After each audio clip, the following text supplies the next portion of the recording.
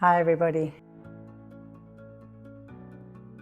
New eras in these challenging times. This forces something. Change creates opportunity. And of course, as times become more challenging, we can rethink our real estate and rethink our real estate portfolios.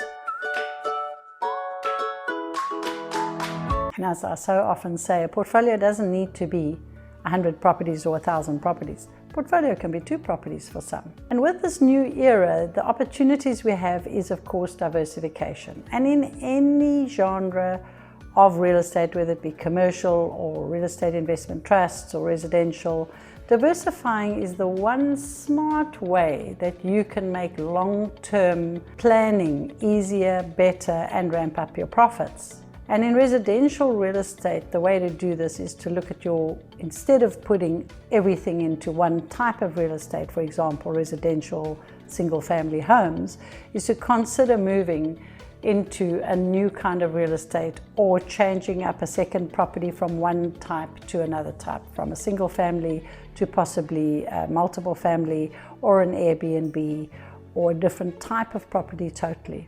You do not want to be top heavy in any one type of property or any one type of investment for that matter. But in real estate, when you drill down and you really look at it, you can so easily move to different types of real estate in the real estate sector. So think about during COVID, a lot of the Airbnbs stood empty, and anybody who was heavily invested in Airbnb type properties would really have had a problem. The reason you invest in real estate is to make money.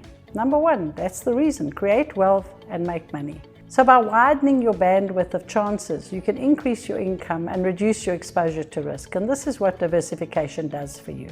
It is easy, it is common practice, it is not difficult to achieve, and it really makes your long-term planning less stressful and more valuable. Happy investing.